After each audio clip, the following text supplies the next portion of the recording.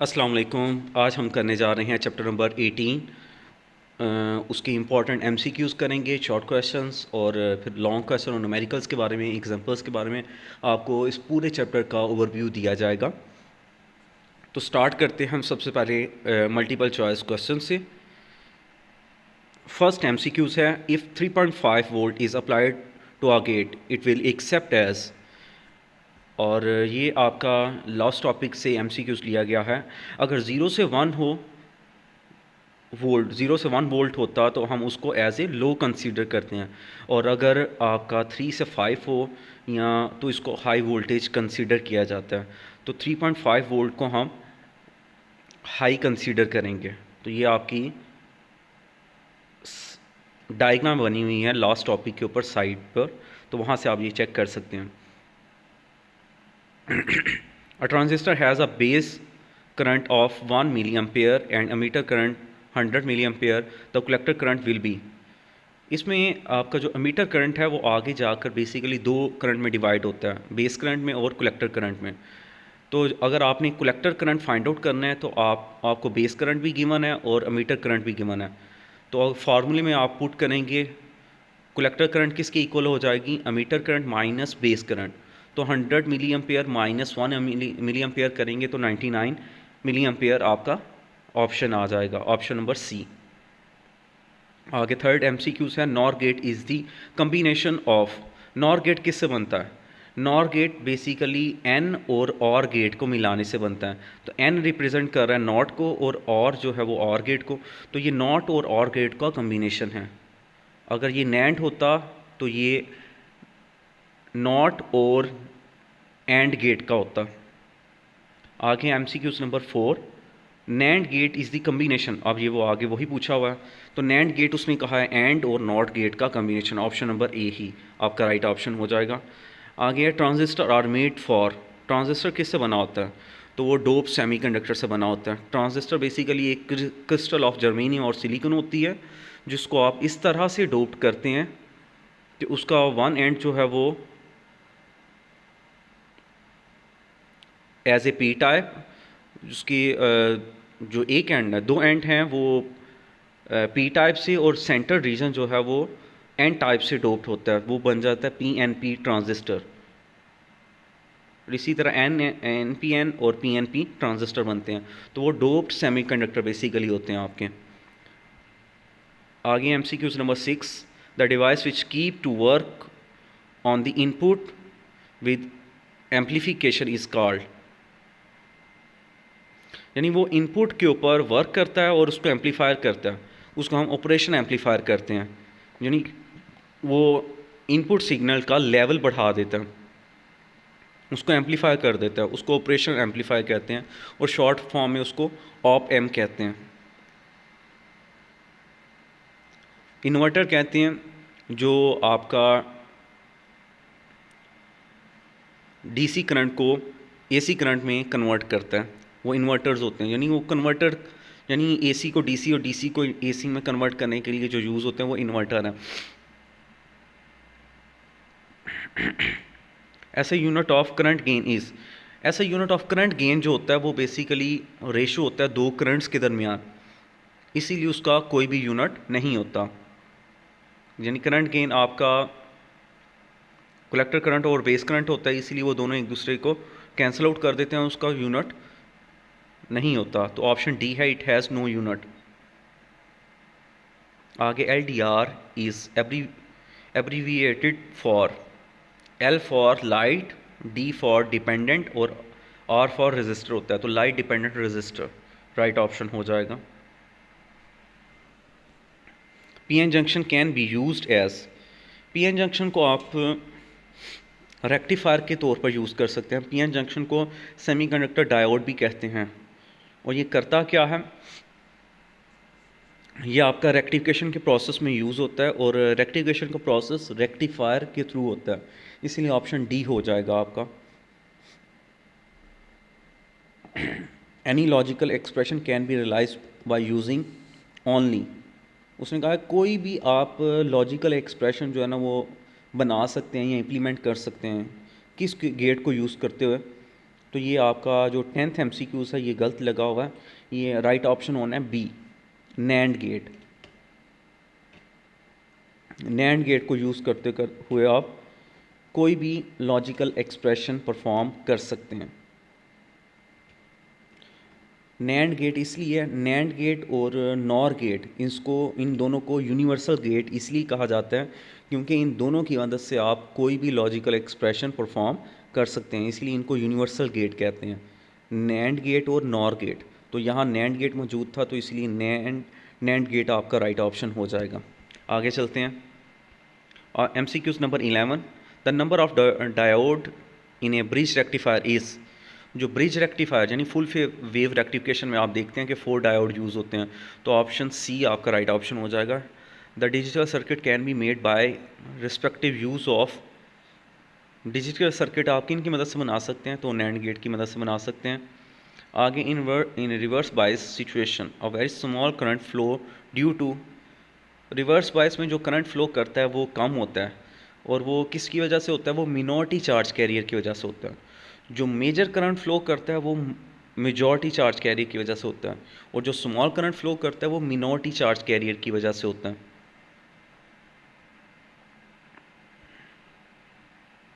आ गया charge less region which separate P and N semiconductor in P N junction is known as. ऐसा region जो P type और N type को separate करता है उसको हम डिप्लीशन रीजन कहते हैं, जो इलेक्ट्रॉन और होल की फर्दर डिफ्यूजन को रोक देता है, ऐसे रीजन को हम डिप्लीशन रीजन कहते हैं। तो ऑप्शन डी आपका राइट ऑप्शन हो जाएगा MCQs नंबर 14 का। आगे MCQs number 15, the colour of light emitted by LED depend upon. जो LED से लाइट निकलती है वो बेसिकली मटेरियल के टाइप के ऊपर डिपेंड करती है, टाइप ऑफ द मटेरियल के ऊपर करती हैं, फॉरवर्ड और रिवर्स बाइस के ऊपर नहीं करती। फॉरवर्ड और रिवर्स बाइस तो बाइसिंग है। जो LED का कलर है वो डिपेंड करता है मटेरियल के, कि किस मटेरियल की बनी हुई है। आगे MCQs number 16, thickness of base in a transistor in order of. Base current इसलिए भी कम होता है क्योंकि उसकी विड्थ जो है वो बहुत कम होती है, और वो कितनी कम होती है, वो 10⁻⁻6 मीटर होती है। या आपको 1 माइक्रोमीटर भी ऑप्शन में आ सकता है, क्योंकि माइक्रो वही होता है आपका। आगे MCQs number 17, transistor with various combination और widely use as a switch in. किस में यूज़ होते हैं, वो कंप्यूटर्स में यूज़ होते हैं, हर जगह आपको नज़र आते हैं ट्रांजिस्टर लगे हुए। The gain of op amp means operation amplifier is. किसके ऊपर डिपेंड करता है, वो डिपेंडेंट अपॉन 2 एक्सटर्नल रेजिस्टेंस, इसके ऊपर करता है।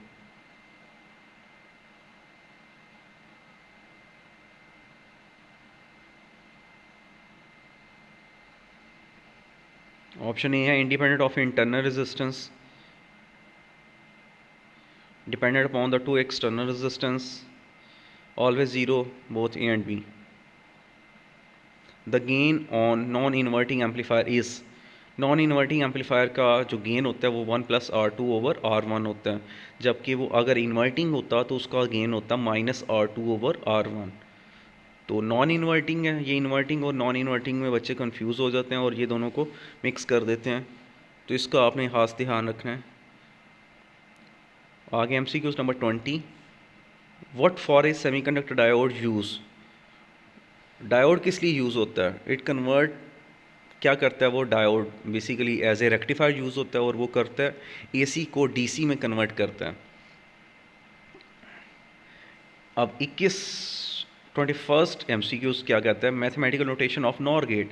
नॉर गेट होता है आपका A+B, और जब नॉर लग गया N साथ आ गया, यानी नॉट का कम्बिनेशन है, तो नॉट के लिए आप सिंपल उसके ऊपर बार लगा देते हैं, तो आपका हो जाएगा ये जो A है वो आपका बेसिकली और की इक्वेशन है। MCQs बी ऑप्शन है वो आपका राइट ऑप्शन है नॉर के लिए, जबकि C ऑप्शन एंड के लिए और D ऑप्शन नैंड के लिए। तो ये आपको इक्वेशंस डायरेक्ट याद होनी चाहिए सबकी। तो 22 है आगे, in a transistor the emitter current is. Emitter current जो है वो slightly more than collector current होता है। सबसे ज़्यादा करंट आपकी अमीटर की होती है, फिर आपकी कलेक्टर की होती है और फिर आपकी बेस की होती है। ये सीक्वेंस आपको याद होना चाहिए।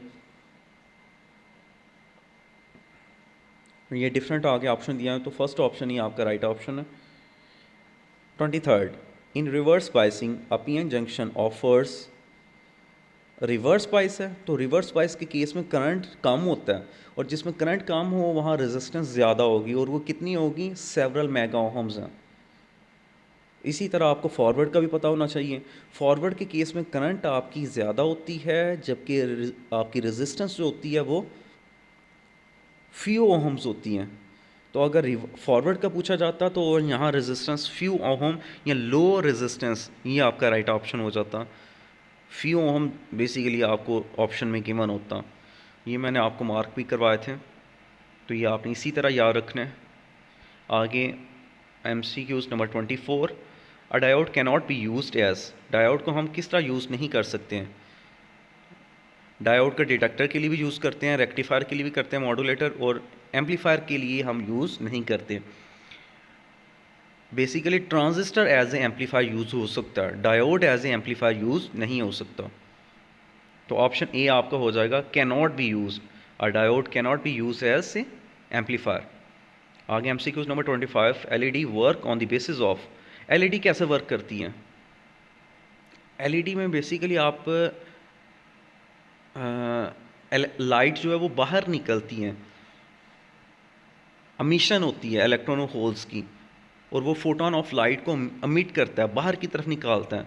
जो LED का सिंबल भी है, लाइट बाहर की तरफ, सिंबल से आपको आइडिया हो जाएगा कि वहाँ लाइट बाहर की तरफ शो किया गया है, एरो बाहर की तरफ है। तो यहाँ अमिशन का प्रोसेस होता है, और in the form of photons, यानी लाइट बाहर निकलती है। तो यही लाइट का, LED का बेसिक वर्किंग प्रिंसिपल है। आगे 26 है, light emitting diode are made from special semiconductor such as, किससे बना होता है। तो LED आपका गैलियम आर्सेनाइड और गैलियम आर्सेनाइड फॉस्फाइड दोनों से मिलकर बना होता है। तो ये ऑप्शन हो जाएगा option D, both A and B. आगे MCQs नंबर 27 है, the truth table shown below. अब जो ट्रुथ टेबल है वो किसका है, तो ये एंड का है। एंड के लिए आपको याद होना चाहिए कि अगर दोनों इनपुट आपकी वन हों तो रिज़ल्ट आपका वन आएगा, दोनों वन हो तब वन आता है एंड में। जबकि और के केस में एक भी वन हो तो वन आएगा, यानी और होता तो ये होनी थी आउटपुट 0 1 1 1। तो जो आउटपुट आपको गिवन है इस टाइम टू टेबल में 0 0 0 1, ये एंड की है, तो ऑप्शन ए आपका राइट ऑप्शन हो जाएगा। आगे MCQs number 28, the non inverting amplifier if R1 is infinity then the gain of amplifier is. अगर आपका R1 इन्फिनिटी हो तो गेन क्या होगा, किस केस में, नॉन इन्वर्टिंग। तो नॉन इन्वर्टिंग का सबसे पहले आपको गेन याद होना चाहिए, gain G is equal to 1 + R2/R1 होता है, ये फार्मूला। अब इस फार्मूले में अगर आप R1 की जगह इन्फिनिटी पुट करेंगे तो वो रह जाएगा 1 + 0, क्योंकि R2/इन्फिनिटी का आंसर आएगा 0, तो 1 + 0 यानी इक्वल टू 1। तो आपका ऑप्शन नंबर सी आ जाएगा 1। The digital system deals with the variable which has only, digital system ऐसे सिस्टम होते हैं जिसके दो ही पॉसिबल आउटकम्स होते हैं, यानी दो ही पॉसिबल ऑप्शन होंगे, या तो वो ज़ीरो होगा या वो 1 होगा। तो 2 डिस्क्रीट वैल्यू, ये आपका राइट ऑप्शन हो जाएगा। जिस तरह आपको बताया गया था कि जैसे डोर का पूछा जाए, डोर की इस टाइम सिचुएशन क्या है, तो आप कहेंगे या तो वो ओपन है या वो क्लोज़ है। मैं आपसे पूछूं फ़ैन वो इस टाइम ऑन है या ऑफ है, तो ये 2 पॉसिबल स्टेट्स हों, 2 से ज़्यादा ना हो, 2 डिस्क्रीट वैल्यू राइट ऑप्शन हो जाएगा। आगे MCQs number 30, transistor can be made for, transistor किससे बना होता है, तो डोप्ड सेमीकंडक्टर से बना होता है, और इसकी वैरायटी है, एन टाइप्स होती हैं, NPN और PNP। ये डिपेंड करता है डोपिंग कि डोपिंग आपने किस तरह करवाई है, तो वो डोप्ड सेमीकंडक्टर हो जाएगा। आगे photocell are used for, photocell किसके लिए यूज़ होते हैं, तो ये सिक्योरिटी सिस्टम में भी यूज़ होते हैं, ऑटोमेटिक डोर सिस्टम में भी यूज़ होते हैं, काउंटिंग सिस्टम में भी यूज़ होते हैं, तो ये ऑल ऑफ दीज हो जाएगा। MCQs 32, x equal to A plus B ऊपर बार है, is the mathematical notation of, तो ये ए प्लस ए और बी इसको पढ़ते हैं, ए और बी, यानी जो प्लस का सिंबल है वो और है और उसके ऊपर बार है, तो ये शो कर रहा है ये नॉर है, क्योंकि अगर डॉट होता तो उसको ए एंड भी पढ़ते हैं और वो नैंड गेट बनता, तो इधर प्लस है इसीलिए हम इसको नॉर पढ़ेंगे, ये नॉर गेट का सिंबल है। 33. The system which deals with the quantities or variables which has only two discrete values or states, ये आगे आपको ऊपर बताया, जिसकी दो ही पॉसिबल स्टेट्स हों उसको हम डिजिटल सिस्टम कहते हैं। आगे MCQs number 34, PN junction can be used as, PN junction को हम एज ए रेक्टिफायर यूज़ कर सकते हैं। आगे MCQs number 35, the number of diode in a bridge rectifier, वो 4 होते हैं। In N type material the minority, अब इधर वर्ड आया minority, minority charge carrier are, अगर ये मेजॉरिटी होता तो यहाँ इलेक्ट्रॉन्स, फ्री इलेक्ट्रॉन्स माना जाता। अब इधर पूछा गया मिनॉरिटी, तो इसके ऊपर आपने गौर करना है, इधर स्टूडेंट बहुत ज़्यादा मिस्टेक करते हैं। इधर मिनॉरिटी का पूछा गया, एन टाइप बनता है पेंटावैलेंट इम्प्योरिटी को ऐड करके, तो पेंटावैलेंट इम्प्योरिटी जब आप ऐड करते हैं तो उसमें फ्री इलेक्ट्रॉन्स ज़्यादा होते हैं, तो अगर वो पूछता मेजॉरिटी कैरियर्स का तो फ्री इलेक्ट्रॉन्स राइट ऑप्शन होता, ऑप्शन ए। अब उसने पूछा है मिनॉरिटी का, यहाँ स्टूडेंट्स मिस्टेक कर देते हैं, तो इस चीज़ को आपने समझना है। तो मिनॉरिटी में क्या हो जाएंगे, होल्स, जो कम तादाद में हैं वो होल्स हैं। इसी तरह अगर आपसे पी का पूछ लिया जाए, तो पी में आपसे मिनॉरिटी पूछ लिया जाए तो वो भी चेंज हो जाएगा। पी में अगर मेजॉरिटी पूछा जाता तो वो होल्स होते, और अगर आपसे मिनॉरिटी में पूछा जाए तो वो इलेक्ट्रॉन्स होंगे। इन चीज़ों को आपने हाथ से याद रखना है। आगे 37 MCQs, a diode characteristics curve is plotted between, diode में जब हम कैरेक्टरिस्टिक्स कर्व हम ड्रॉ करते हैं तो किस में करते हैं, वो वोल्टेज और करंट के दरमियान ड्रॉ करते हैं। Transistor are made for, transistor किससे बना होता है, ये ऊपर भी आया था डोप सेमीकंडक्टर से। आगे नैंड का ये भी हो चुका है, पीछे ऊपर नॉर का आया, अब इधर नैंड का पूछ लिया तो वो ये ए एंड बी ऊपर बार आ जाएगी, यानी ऑप्शन डी। आगे MCQs number 40, the potassium barrier in A diode stops movement of, potassium barrier किसकी मूवमेंट को रोक देता है, तो वो इलेक्ट्रॉन्स और होल्स की मूवमेंट को रोक देता है, ना सिर्फ इलेक्ट्रॉन की बल्कि दोनों की रोकता है, तो ये ऑप्शन सी हो जाएगा, बोथ इलेक्ट्रॉन एंड होल्स। आगे MCQs number 41, if both the input are low the output is high for, किस गेट के लिए अगर आपकी दोनों इनपुट लो हों यानी ज़ीरो हों और आपकी आउटपुट हाई आ जाए, तो ये किस केस में पॉसिबल है। अगर आप और का देखें तो वो उसकी आउटपुट बनती है और की 0 1 1 1, और अगर एंड की देखें तो वो 0 0 0 1 बनती है। अगर आप और की आउटपुट को रिवर्स करें तो वो बन जाती है 1 0 0 0 0, तो यानी नॉर के केस में आपकी आउटपुट इनपुट अगर दोनों ज़ीरो हों तो आउटपुट 1 आ रही है, इसीलिए आपका ऑप्शन डी हो जाएगा नॉर गेट। अगर आपको ऐसे क्लियर ना हो तो आप ट्रुथ टेबल को सामने रख के जज कर सकते हैं कौन सा गेट है। आगे MCQs number 42, two parallel wires carrying current in the same direction, अगर वो सेम डायरेक्शन में जा रही हैं तो वो क्या करती हैं, वो अट्रैक्ट करती हैं एक दूसरे को, एक दूसरे के करीब आती हैं। ये MCQs बेसिकली चैप्टर नंबर 14 का बनता है जो इधर आया हुआ। आगे MCQs number 43, the number of diode in the bridge rectifier is 4, ये ऊपर आ चुका है। The number of LEDs needed to display all the digits is, MCQs number 44, क्या आपने LED के ऊपर सारे डिजिट्स शो करने के लिए कितने बेसिकली आपको डिजिट्स की ज़रूरत होती है, तो 7, इसीलिए इसको 7 सेगमेंट भी कहते हैं। अगर आप ज़ीरो में देखें ना तो ज़ीरो के अंदर 7 सेगमेंट बनते हैं, इसलिए उसको 7 सेगमेंट कहते हैं डिस्प्ले।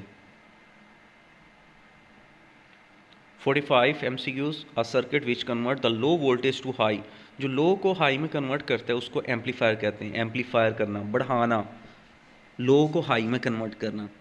आगे MCQs number 46, operational amplifier can be used as, उसको हम कंपैरेटर के तौर पे भी यूज़ करते हैं, इन्वर्टिंग भी नॉन इन्वर्टिंग भी, तो ऑल ऑफ दीज हो जाएगा ऑप्शन। आगे 47, the emitter base junction of the transistor is reverse bias collector current. अगर आपका मीटर बेस जंक्शन जो है वो रिवर्स बाइस है तो कलेक्टर करंट जो है वो स्टॉप हो जाएगी, क्योंकि वो करंट को पास ही नहीं करेगी। रिवर्स बाइस की केस में वर्क ही नहीं करता।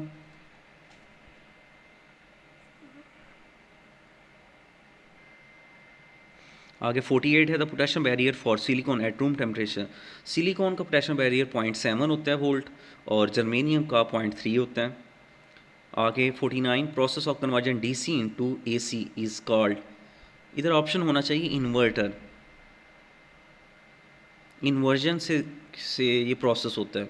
रेक्टिफिकेशन में तो हम एसी को डीसी में कन्वर्ट करते हैं, एम्पलीफिकेशन में हम बढ़ाते हैं लो वोल्टेज को हाई वोल्टेज में कन्वर्ट करने के लिए। ऑसिलेशन एक डिफरेंट प्रोसेस है। मॉड्यूलेशन उसमें होता है हम लो सिग्नल को हाई फ्रिक्वेंसी सिग्नल के साथ मिलाकर हम बेचते हैं। तो इधर इन्वर्जन का प्रोसेस होना चाहिए था या इन्वर्टर का। इधर सी ऑप्शन की जगह होना चाहिए इन्वर्जन। उस प्रोसेस को इन्वर्जन कहते हैं। आगे MCQs number 50, the photovoltaic cell the current is directly proportional to.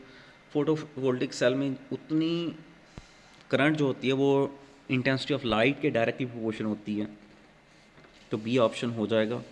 The term inverter is used for, किस लिए हम यूज़ करते हैं नॉट के लिए, क्योंकि वो उसका काम क्या होता है इन्वर्ट करना, 0 को 1 और 1 को 0 करना। तो नॉट गेट राइट ऑप्शन हो जाएगा, ऑप्शन नंबर डी। आगे 52, the current gain of common emitter NPN transistor as a amplifier is. उसने कहा voltage gain of common emitter NPN transistor, उसका जो अब हम पूरी डेरिवेशन करते हैं ट्रांजिस्टर एज ए एम्पलीफायर की, तो लास्ट पे आपका आता है beta RC over RIE। Beta को करंट गेन कहते हैं, RC यानी कलेक्टर रेजिस्टेंस और RIE इंटरनल रेजिस्टेंस बेस और मीटर के दरमियान। आगे 53, the input resistance of operation amplifier is. Input resistance of operation amplifier वो वेरी हाई होता है, option C. The potassium barrier of germanium is, germanium की 0.3 वोल्ट होती है। आगे 55, R1 और R2 आपको दिया हुआ है रेजिस्टेंस, और इन्वर्टिंग एम्पलीफायर की उसने करंट गेन पूछ लिया, तो उसका फार्मूला क्या होता है, G is equal to -R2 over R1। तो R2 भी गिवन है, R1 भी गिवन है। अगर आप वैल्यूज़ पुट करेंगे -R2 ओवर R1 में, तो आपके पास राइट ऑप्शन आ जाएगा B -10। आगे the 56 MCQs, the device which use for rectification is called rectifier, उसको हम रेक्टिफायर कहते हैं। तो ये थे MCQs। अब चलते हम शॉर्ट क्वेश्चंस की तरफ। फर्स्ट 11 क्वेश्चन तो आपके एक्सरसाइज के ही हैं। How does the motion of the electron in N type substance differ from the motion of the holes in P type. कि एन टाइप की मोशन और पी टाइप में होल्स की मोशन एक दूसरे से डिफरेंट क्यों है। एन टाइप में मेजॉरिटी चार्ज कैरियर जो होते हैं वो इलेक्ट्रॉन होते हैं, जबकि पी टाइप में आपके मेजॉरिटी चार्ज कैरियर होल्स होते हैं। और इसकी वजह से अगर आपके एन टाइप में मेजॉरिटी के चार्ज कैरियर इलेक्ट्रॉन हैं तो वो मूव करेंगे लो पोटेंशियल से हाई पोटेंशियल की तरफ, और अगर पी टाइप में आपके होल्स हैं तो इसीलिए वो मूव करेंगे हाई पोटेंशियल से लो पोटेंशियल की तरफ। हाई पोटेंशियल को बेसिकली आप पॉजिटिव कंसीडर करते हैं और लो पोटेंशियल को नेगेटिव। होल्स के ऊपर पॉजिटिव चार्ज होता है, इसीलिए वो पॉजिटिव से नेगेटिव की तरफ जाएंगे, यानी वो हाई पोटेंशियल से लो पोटेंशियल की तरफ जाएंगे। तो इसके अकॉर्डिंगली आपने आंसर करना है इसका।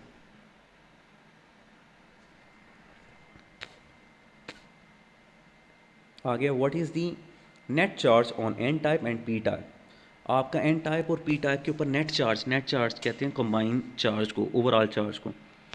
तो नेट चार्ज और एन टाइप और पी टाइप के ऊपर तो ज़ीरो होगा। अब इसकी भी वही रीज़न है, एन टाइप बनता कैसे है, वो पेंटावैलेंट इम्प्योरिटी को ऐड करने से होता है। उसमें मेजॉरिटी चार्ज कैरियर आपके इलेक्ट्रॉन्स होते हैं और इलेक्ट्रॉन्स के ऊपर होता है नेगेटिव चार्ज। जबकि अगर आप देखें पी टाइप को, तो पी टाइप बनता है आपका ट्राइवैलेंट इम्प्योरिटी ऐड करके, और उसमें मेजॉरिटी चार्ज कैरियर आपके होल्स होते हैं और होल्स के ऊपर होता है पॉजिटिव चार्ज, और ये नेगेटिव और पॉजिटिव मिलकर आपका बना देते हैं न्यूट्रल। तो वो नेट चार्ज जो होता है वो उसके ऊपर ज़ीरो आ जाता है। आगे anode of the diode is 0.2 volt positive with respect to its cathode, is it forward bias. अब उसने बता दिया है कि आपका जो है वो एनोड जो है वो पॉजिटिव पे है, यानी ये शो हो रहा है कि आपने फॉरवर्ड बाइसिंग की हुई है। फॉरवर्ड बाइसिंग होती है पी को पी के साथ और एन को एन के साथ, यानी बैटरी का positive terminal P N junction के पी के साथ और नेगेटिव टर्मिनल एन के साथ अटैच हो तो हम उसको फॉरवर्ड बाइस कहते हैं। तो हम कहेंगे ये फॉरवर्ड बाइस तो है लेकिन करंट उसमें मूव नहीं करेगी, और तब तक मूव नहीं करेगी जब तक आपकी बैटरी जो है वो जर्मेनियम के केस में 0.3 वोल्ट से ज़्यादा ना हो और सिलिकॉन के केस में 0.7 से ज़्यादा ना हो, क्योंकि जब तक वो बैटरी पोटेशियम बैरियर को क्रॉस नहीं करेगी तब तक करंट मूव नहीं करेगा। तो बैटरी की जो पावर है वो उसके पोटेशियम बैरियर से हमेशा ज़्यादा होनी चाहिए। तो ये सारी आपने सिनेरियो लिख देना इसमें। What is the effect of forward and reverse biasing on the width of the depletion region. तो फॉरवर्ड बायस के केस में जो आपकी मेजर जो बातें इसमें लिखनी होती हैं वो ये है कि उसमें आपकी जो डिप्लीशन रीजन की जो विड्थ है वो डिक्रीज़ करती है, जबकि रिवर्स बायस के केस में आपकी इंक्रीज़ करती है। फॉरवर्ड बायस के केस में डिक्रीज़ करने की वजह से ही आपका करंट ज़्यादा पास करता है उसमें से, और रिवर्स बायस के केस में इंक्रीज़ करने की वजह से ही करंट आपका कम पास करता है। तो यही आपने रीज़न्स इसको एक्सप्लेन करना है और आपका शॉर्ट क्वेश्चन हो जाएगा। मैं मेन बातें बता रहा हूँ, मैं डिटेल से डेप्थ में जाके स्टडी आपको डिस्कस नहीं कर रहा, क्योंकि ये आपको जब टॉपिक पढ़ाए गए हैं बताई गई हैं मेन बातें जो आपने इन क्वेश्चंस में लिखनी है वो मैं आपको रिकॉल करवा के आगे जा रहा हूँ। आगे why charge carrier are not present, charge carrier depletion region में क्यों नहीं होते, तो ये उसने पूछा है। तो आगे क्वेश्चन का आंसर है when the P type semiconductor is brought close to the N type, जब आप पी टाइप को एन टाइप के करीब लेकर आते हैं तो आपकी इलेक्ट्रॉन और होल्स एक दूसरे को अट्रैक्ट करते हैं, पी एन जंक्शन तो बन जाता है and the free electron near the junction in the N type begins to diffuse, यानी वो एक दूसरे के करीब जाना शुरू होते हैं इलेक्ट्रॉन्स और होल एक दूसरे को, और वो एक दूसरे को न्यूट्रलाइज कर देते हैं and the neutralise holes in P type as a result charge less. उसने कहा जब वो एक दूसरे को न्यूट्रलाइज कर देते हैं तो उनके दरमियान एक चार्जलेस रीजन बन जाता है, ऐसा रीजन जिसके दरमियान में कोई भी आपका चार्ज कैरियर प्रेजेंट नहीं होता। पी टाइप और एन टाइप के दरमियान एक ऐसा रीजन बन जाता है जहाँ कोई भी चार्ज प्रेजेंट नहीं होता, क्योंकि उन्होंने होल्स ने और इलेक्ट्रॉन्स ने एक दूसरे को न्यूट्रलाइज कर दिया और उनके दरमियान में एक चार्जलेस रीजन बन जाएगा, जिस रीजन को हम डिप्लीशन रीजन कहेंगे। आगे ordinary silicon diode do not अमिट लाइट। उसने कहा ऑर्डिनरी सिलिकॉन क्यों लाइट को अमिट नहीं करता। It is opaque to light, opaque का मतलब होता है गैर शिफाफ, वो शिफाफ नहीं होता, एक ये रीज़न है। In ordinary silicon diode the electrons from N side cross a junction and recombine with the holes of P type, greater percentage of energy is release, यानी वो जब एन टाइप से इलेक्ट्रॉन्स निकलते हैं और पी में मिलते हैं तो उसमें अपनी मेजॉरिटी एनर्जी रिलीज़ करने में, एक दूसरे के साथ मिलने में और ट्रैवल करने में वेस्ट कर दी होती हैं in the form of heat. In this way they do not अमिट लाइट, जिसकी वजह से वो लाइट को अमिट नहीं कर सकते।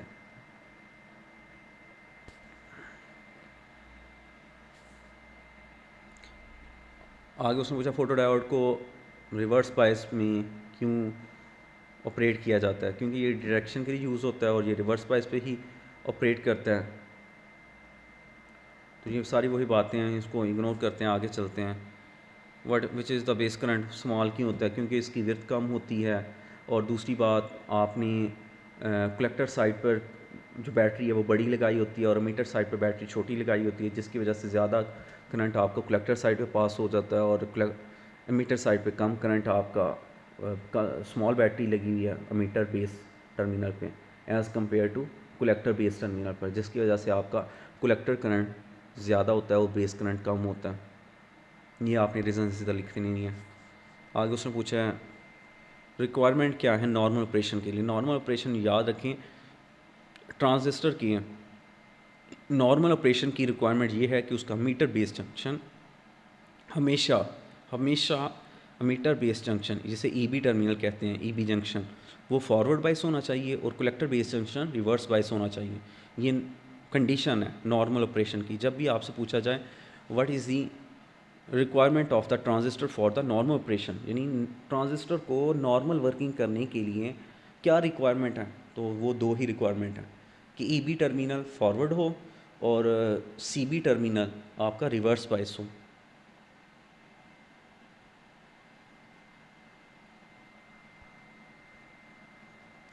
आगे ये तो है what is the principle of virtual ground, क्या कि किस तरह ऑपरेशन एम्पलीफायर को आप एज इन्वर्टिंग और नॉन इन्वर्टिंग यूज़ कर सकते हैं। ये तो आप पूरा लॉन्ग क्वेश्चन भी हैं। ये तो एक्सरसाइज के क्वेश्चन है, यहाँ से क्वेश्चन नंबर 12 से स्टार्ट होते हैं आपके जो एक्स्ट्रा शॉर्ट क्वेश्चन।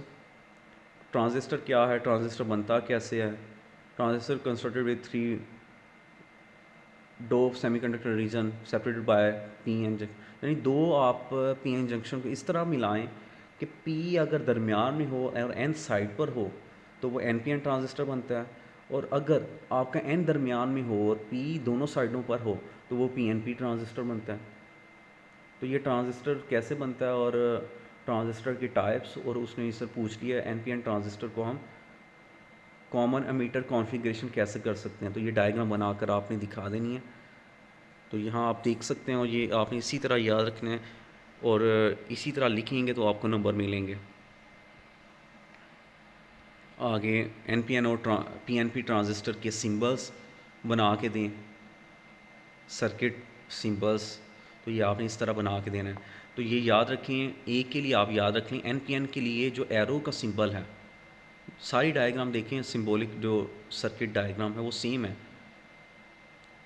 जो सिंपल याद रखने वाली बात है वो ये सिंपल एरो का जो डायरेक्शन है, अगर वो अमीटर की तरफ हो तो वो एन पी एन ट्रांजिस्टर होगा, और अगर एरो अमीटर से दूर जा रहा है तो वो पी एन पी होगा।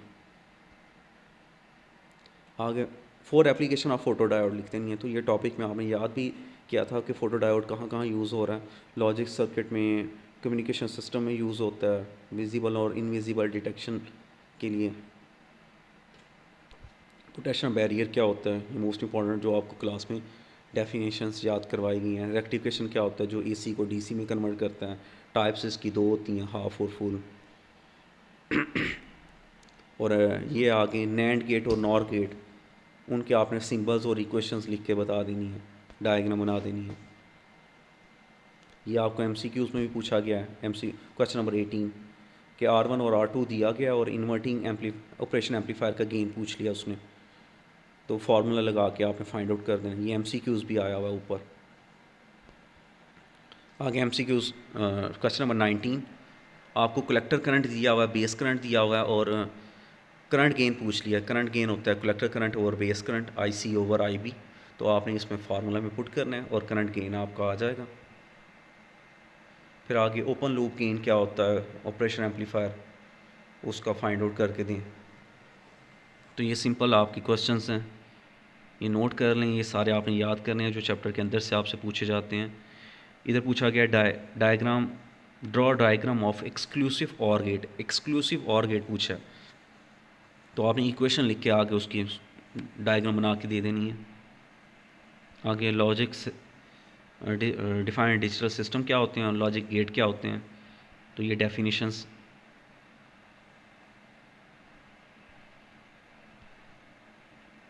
आगे define forward and reverse biasing, forward बाइस क्या होती है, रिवर्स बाइस, यानी पी के साथ और एन के साथ हो तो फॉरवर्ड बाइस, और अगर पी एन के साथ और एन पी के साथ हो तो इसको रिवर्स बाइसिंग कहते हैं।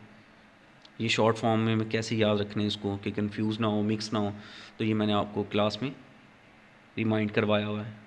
यानी पी एन जंक्शन का अगर पी टाइप बैटरी के पॉजिटिव के साथ और एन रीजन बैटरी के नेगेटिव टर्मिनल के साथ अटैच हो तो इसको फॉरवर्ड बाइसिंग कहते हैं।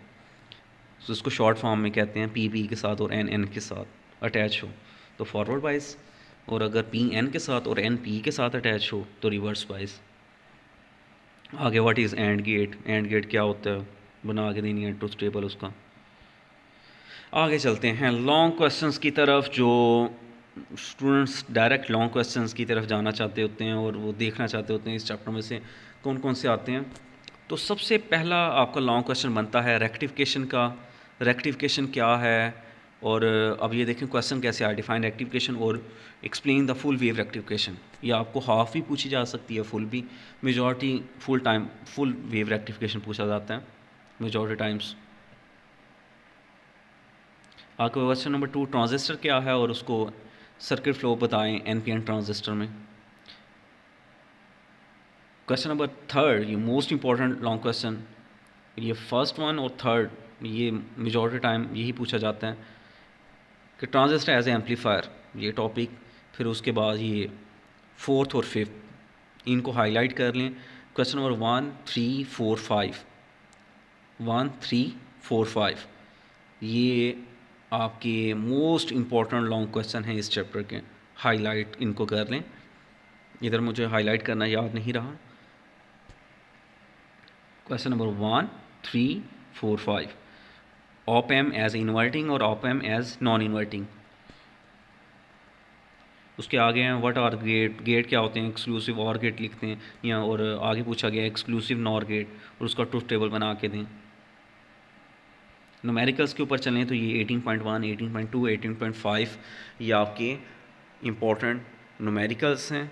एग्जाम्पल में 18.1 और 18.2 इन एग्जाम्पल्स को भी इग्नोर नहीं करना चाहिए। जितनी आपकी ट्रिकी, जितनी आपको ये स्पेशली मैं 18.2 को कहूँगा, जितनी आपको छोटी एग्जाम्पल नज़र आ रही होती है, ये इतनी ही आपके ट्रिकी एग्जाम्पल है जिसको अच्छी तरह से आपने करना है 18.1 और 18.2। और जितने ही आपको पता है कि न्यूमेरिकल शॉर्ट हों उनकी प्रोबेबिलिटी ज़्यादा होती है एग्ज़ाम्स में आने की। और इधर आपने इस चीज़ को भी इग्नोर नहीं करना कि डायगोनल क्वेश्चन है तो वो पेपर में नहीं आएगा, आ सकता है। इस चीज़ को अपने जहन से आप निकाल दें, क्योंकि अब ये पैटर्न चेंज कर रहे हैं, वो डायग्राम वाले क्वेश्चन भी देते हैं। तो ये था आपका पूरा चैप्टर जिसमें हमने एग्जांपल्स, न्यूमेरिकल्स, लॉन्ग क्वेश्चन कौन से इंपॉर्टेंट हैं, ये सारी चीज़ें हमने देखी। उम्मीद है ये वीडियो आपके लिए हेल्पफुल साबित होगी और आप इससे फ़ायदा उठाएंगे और इसको अच्छी तरह रेडी करेंगे। जितने भी आपके ऊपर short question, extra short question, exercise के शॉर्ट क्वेश्चन या एमसीक्यूज़ डिस्कस हुए हैं, ये इनको आप अच्छी तरह रेडी कर लेंगे। अगर कोई भी आपको मिस्टेक नज़र आए या कोई कन्फ्यूजन हो तो वो आपने ज़रूर डिस्कस करनी है। अल्लाह हाफिज़।